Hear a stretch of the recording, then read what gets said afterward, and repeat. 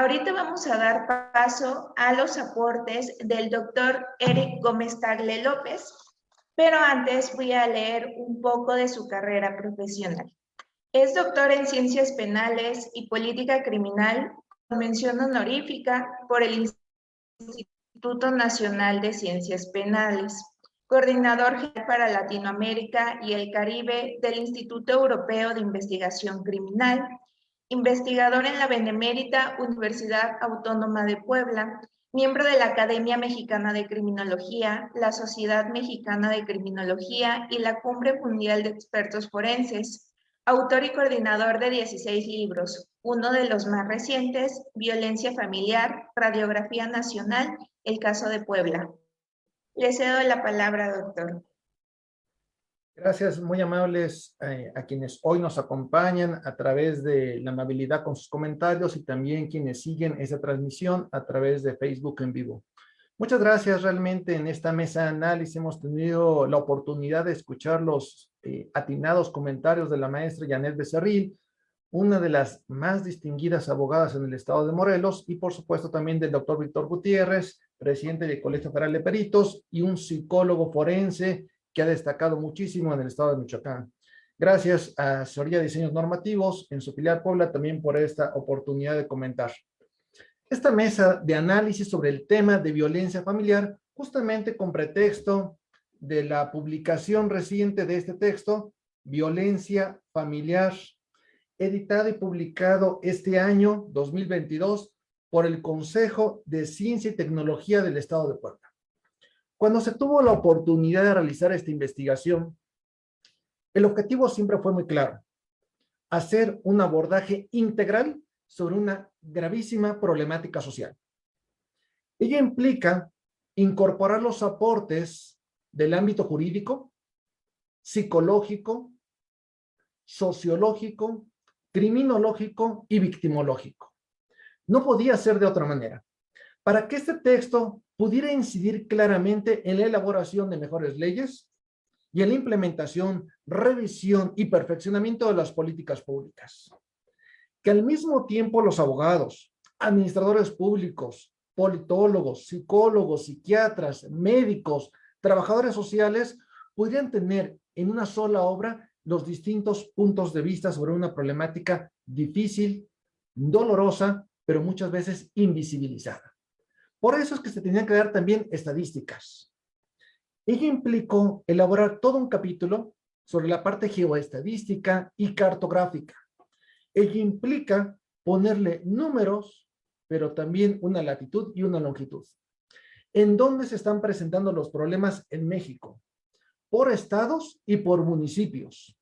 Y ver exactamente cuál es el perfil de las víctimas y victimarios, incluyendo condiciones de sexo y de edad. Este trabajo amplio efectivamente comienza con una revisión conceptual para comprender esta idea de la violencia como este acto doloso, claramente ofensivo, por el cual se busca dañar la integridad, las libertades, los derechos, la dignidad, la personalidad de alguien. Esa persona en la categoría de víctima u ofendido justamente de pronto se siente desprotegida. Y aquí lo que señalamos es que hay una enorme cantidad de instrumentos normativos nacionales, estatales e internacionales que protegen a las víctimas. Tratados, declaraciones, principios, reglas, convenios, convenciones que son obligatorios en nuestro país. Hay un principio de convencionalidad en México por el cual tenemos que darle cumplimiento. Formamos parte de la Organización de las Naciones Unidas, pero también de la Organización de Estados Americanos. Las declaraciones de derechos humanos, los principios que de ellas emanan, son obligatorios en nuestro país. Ello implica comenzar justamente con la parte conceptual, pero inmediatamente seguir con la cuestión jurídica, internacional, instrumentos declarativos y convencionales, en orden cronológico y señalando claramente los puntos principales que tienen que ver con el tema de violencia familiar. Ahora bien, en la parte que se va desglosando, incluye justamente resolver una serie de incógnitas, si violencia familiar, doméstica, de género, contra las mujeres son o no son sinónimos, si es conveniente o no utilizar el vocablo de violencia vicaria o violencia por interpósita persona. Cada una de estas cosas se tienen que analizar y debatir justamente en un marco de pluralidad, diversos puntos de vista. Pero son cuestiones que hoy los congresos de los estados están trabajando y por ello no puede haber una labor científica o académica ajena a los problemas sociales. Para poder elaborar una política pública de manera integral, que nos permita lo mismo hacer la prevención, atención, identificación y reducción y sanción de esta clase de problemáticas, se requiere este abordaje integral. Esa fue la propuesta y lo pudimos elaborar gracias también a un equipo de trabajo en el cual fue coordinado por la maestra Carla Paula Hernández, en el cual se sumaron también estudiantes de criminología, de estudios culturales, geógrafas, para hacer este trabajo de manera amplia. La parte jurídica internacional y nacional, desde la Constitución, los códigos penales, códigos civiles y las leyes que también de aquí se derivan, también reglamentos y normas oficiales mexicanas. De tal forma que cuando veamos que un servidor público desatiende su obligación, hay que denunciarlo.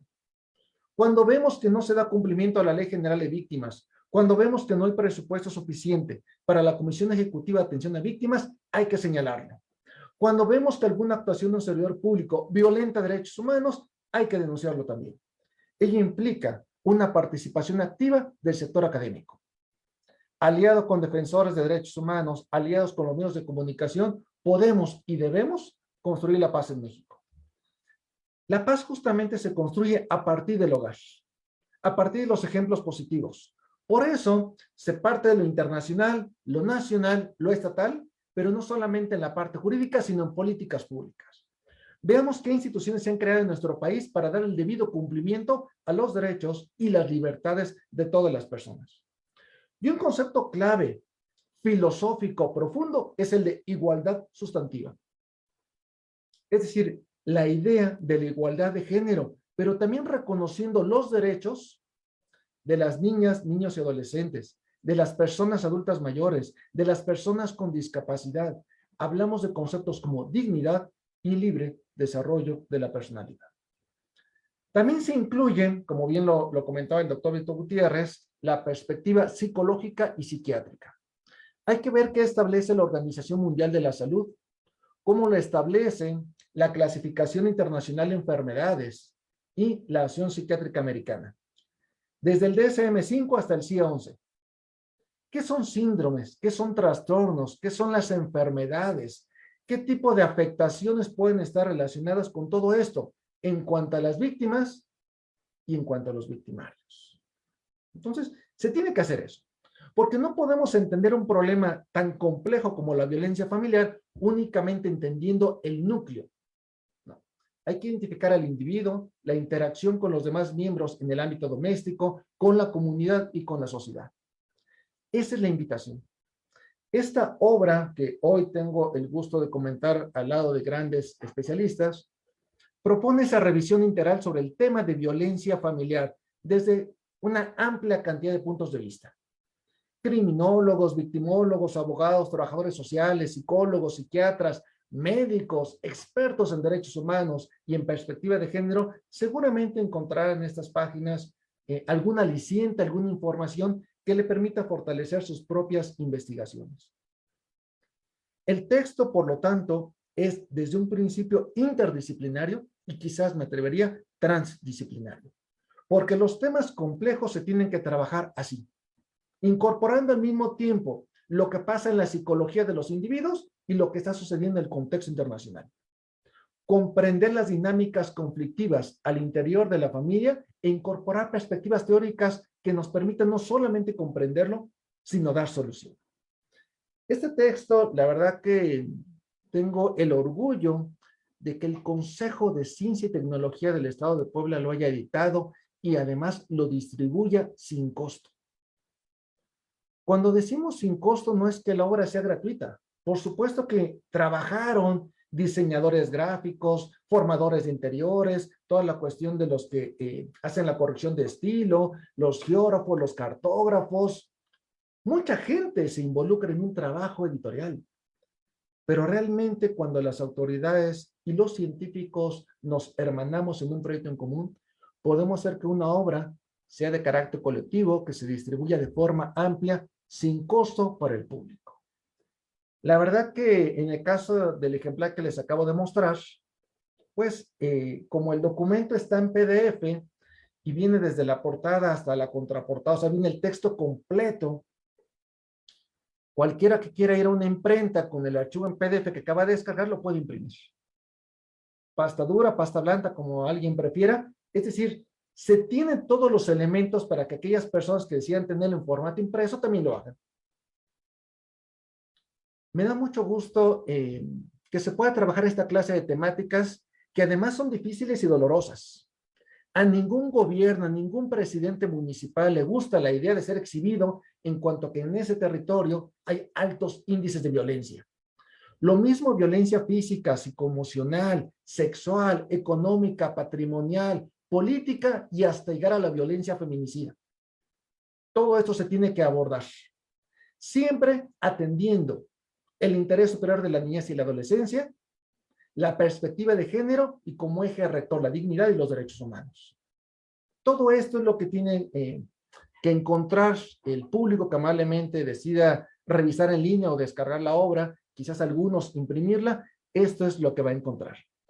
Pero realmente, atendiendo los tiempos de esta convocatoria, me gustaría detenerme aquí para que podamos escuchar lo que nos comentaba la maestra Carla Paola, de algún comentario, alguna pregunta del amable público que nos acompaña, y si hubiera oportunidad que al menos los tres pudiéramos cerrar esta participación, quizás con 2 o 3 minutitos para cerrar cualquier idea que haya quedado pendiente.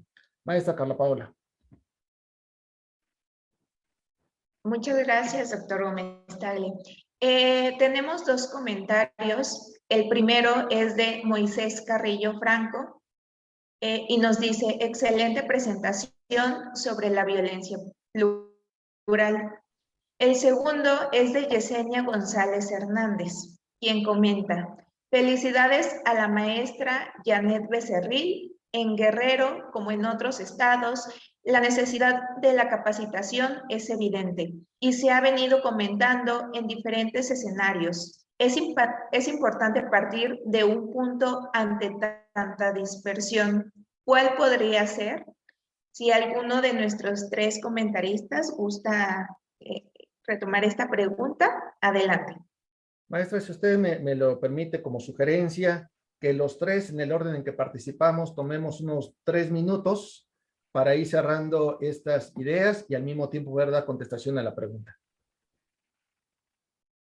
Claro que sí. Entonces, doy la palabra a la maestra Janet en primer lugar, bueno, tal y como han ido pasando en estas participaciones. Muchas gracias, maestra Carla. Como tal, un primer punto creo que sería muy estratégico para iniciar con estos trabajos de capacitación permanente e implementarlos así en cada una de las entidades de nuestro país. Considero que es de máxima prioridad implementar un análisis íntegro sobre violencia familiar en cada una de las entidades. En realidad existen estudios científicos, algunos que se están, digamos, enfocando en la violencia familiar. Sin embargo, un análisis íntegro que contenga todos y cada uno de los puntos que hemos comentado en este conversatorio no lo contiene.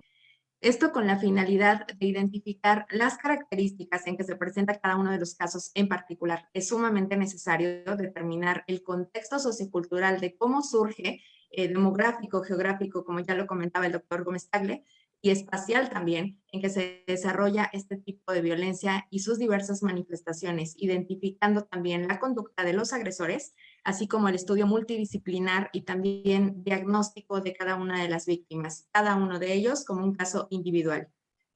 Apegado esto, por supuesto, a un estudio victimal que de una u otra manera, me atrevo a decir que la victimología no tiene una principal participación en cada uno de los casos de violencia, llámese violencia familiar, violencia contra las mujeres o violencia feminicida.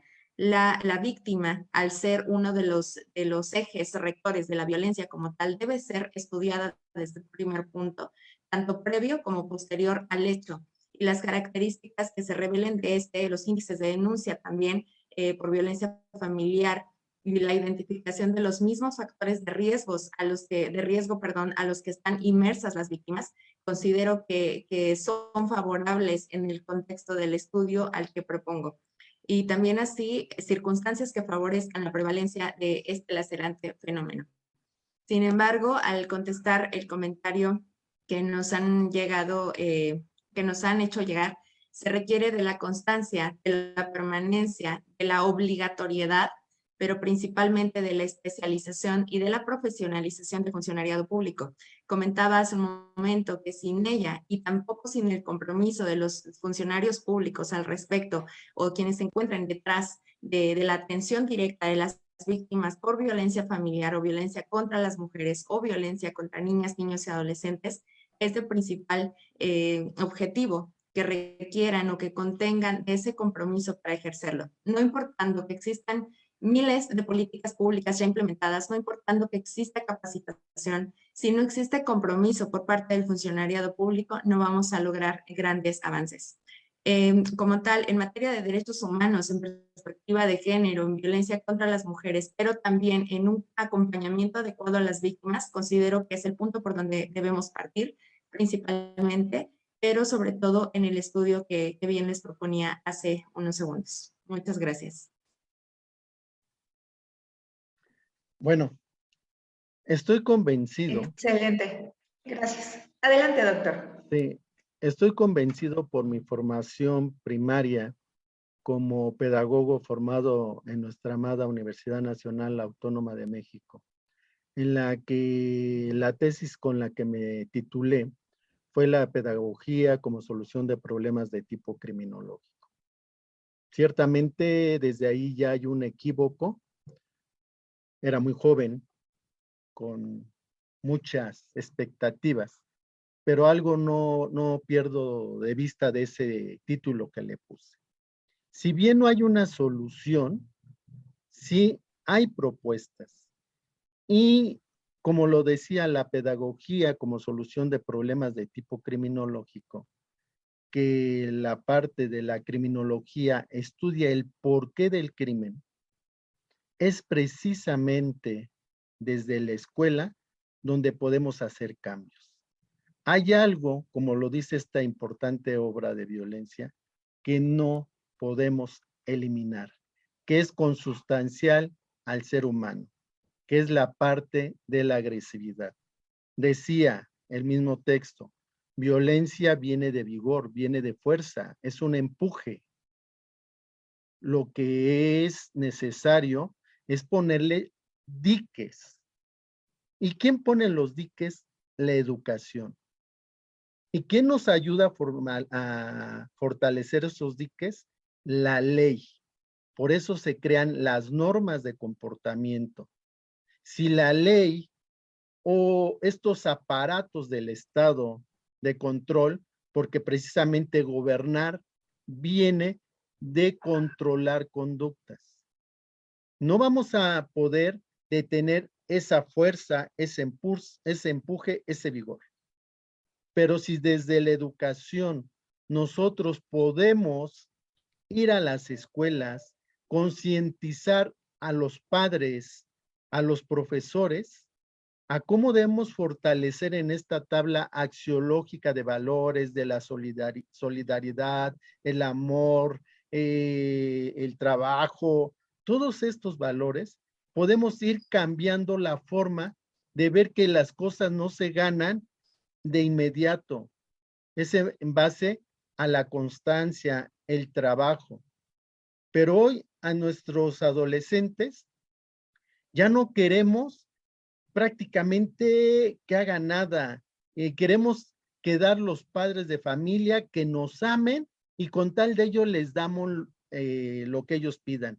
Pero no les hemos enseñado que es verdad que cuando surge el concepto de niño que tienen derechos, en ese instante nacen las obligaciones.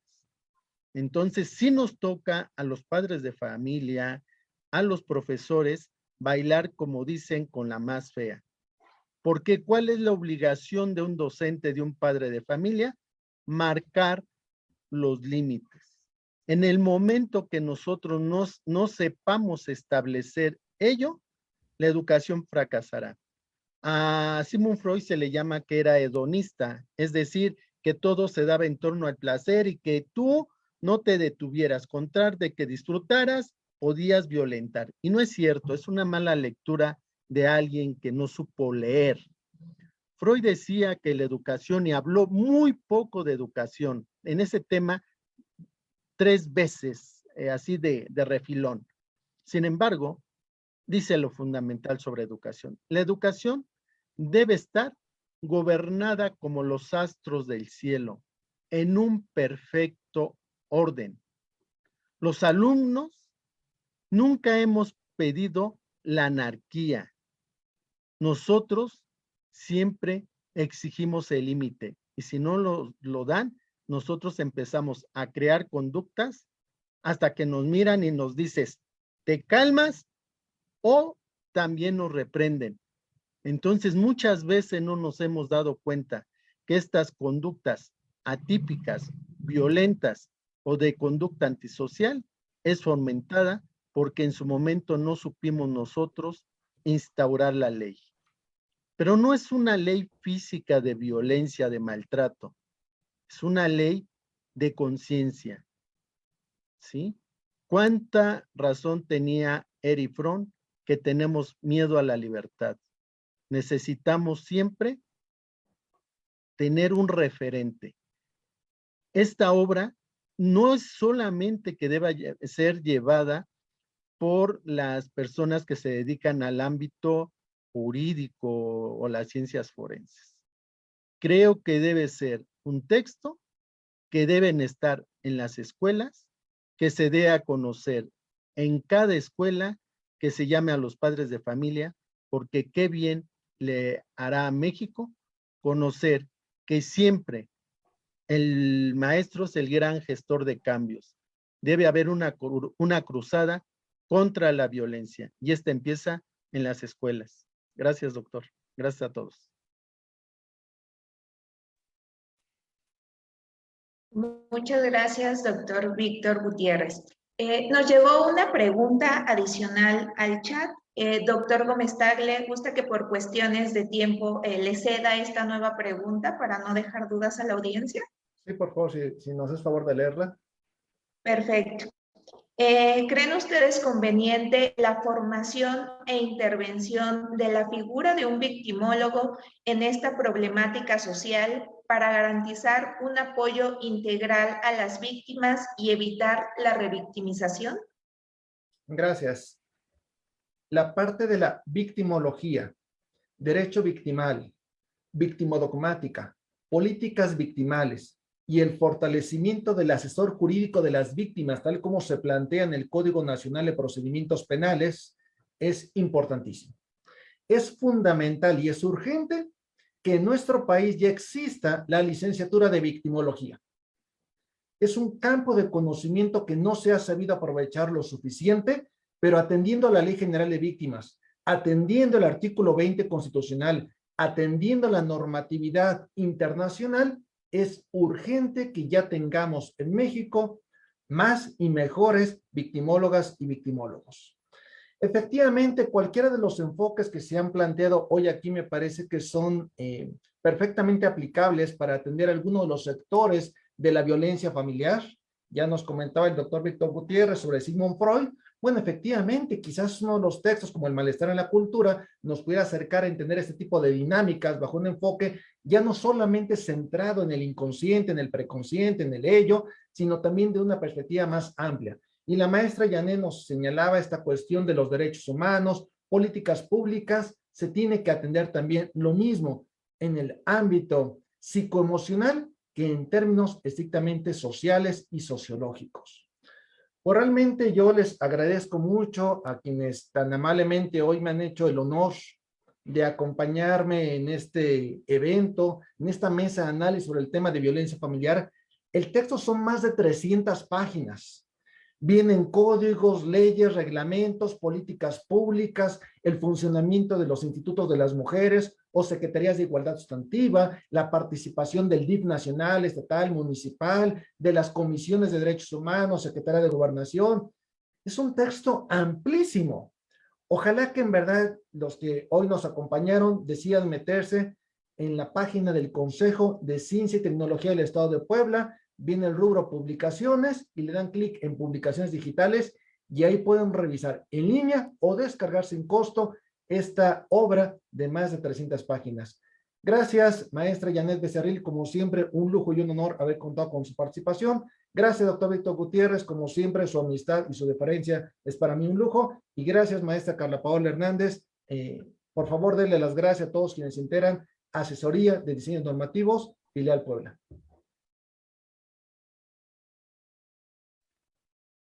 Muchas gracias, doctor. A nombre de la Asesoría de Diseños Normativos, Filial Puebla y el Colegio Federal de Peritos, agradezco la excelente participación de cada uno de nuestros comentaristas. Muchas gracias, maestra Janet Becerril Jiménez. Agradezco también al doctor Víctor Gutiérrez Olivares y al doctor, por supuesto, Eric Gómez Tagle López.